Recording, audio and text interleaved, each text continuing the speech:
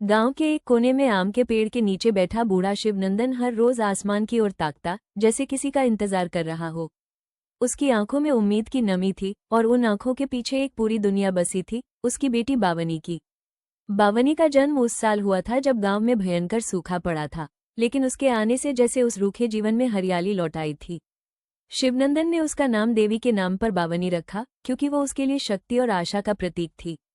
बचपन से ही बावनी बहुत चंचल और होशियार थी, और जब भी बारिश होती वो मिट्टी में नंगे पैर दौड़ती और अपने बाबा के कपड़े गंदे कर देती।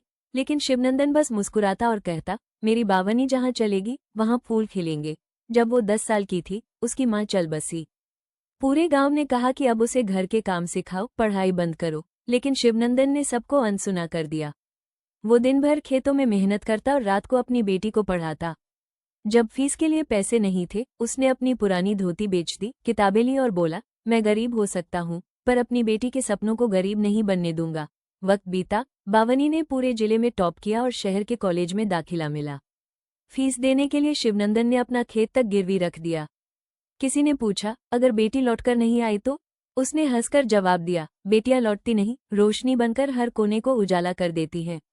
शहर जाने के बाद शुरुआत में बावनी रोज फोन करती थी, बाबा खाना खाया? लेकिन धीरे धीरे वो कॉल कम होते गए और एक दिन पूरी तरह बंद हो गए। 5 साल बीत गए, गांव में लोग बातें करने लगे कि बेटी ने अपने पिता को भूल गया। लेकिन शिवनंदन रोज उसी आम के पेड़ के नीचे बैठकर उसी रास्ते को निहारता रहा जहां से बावनी गई थी। एक दिन किसी ने उससे पूछा कि वो रोज उसी पेड़ के नीचे क्यों बैठता है, तो वो बोला, कभी कभी उम्मीदें खत्म नहीं होती, वो बस परख रही होती हैं कि हम इंतजार के काबिल हैं या नहीं। धीरे धीरे उसकी तबीयत बिगड़ने लगी। गांव वालों ने अस्पताल चलने को कहा, लेकिन वो सिर्फ एक बात कहता रहा, मेरी बावनी आएगी, मुझे लेने आएगी। उसी रात उसने अपनी बेटी के नाम एक चिट्ठी लिखी, बावनी, जब तू आई थी मेरा जीवन पूरा हुआ था। जब तू गई मैं अधूरा रह गया, लेकिन मैंने कभी गिला नहीं किया। तू आसमान बन गई और मैं जमीन, तेरे होने से मैं बड़ा था। मुझे नहीं पता तू वापस आएगी या नहीं, पर अगर कभी आए तो इस आम के पेड़ को जरूर देखना, इसमें अब भी तेरा झूला टंगा है। तेरा बाबा। और उसी रात वो चुपचाप दुनिया से चला गया।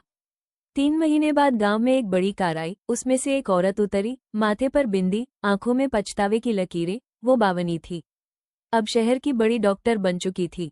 जब उसे अपने बाबा की मौत की खबर मिली तो वो खुद को माफ नहीं कर पाई। वो दौड़ते हुए आम के पेड़ के पास पहुंची, जहां सब कुछ वैसा ही था, बस बाबा नहीं थे। वो रोती रही, वहीं घुटनों पर बैठी। तभी एक बच्चा पास आया और बोला, आप बावनी दीदी हो? बाबा आपको रोज याद करते थे, उन्होंने आपके लिए एक चिट्ठी छोड़ी है। बावनी ने वो चिट्ठी पढ़ी और अपने सीने से लगा ली। उसने उस आम के पेड़ से लिपट कर कहा, बाबा आपने मुझे उड़ना सिखाया, पर मैं उड़ान में आपको खो बैठी।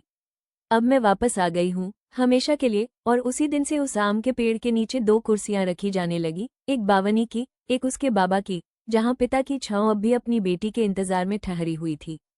अगर आपको कहानी अच्छी लगी तो इसी तरह की और वीडियो के लिए हमारे चैनल को लाइक, शेयर और सब्सक्राइब करें।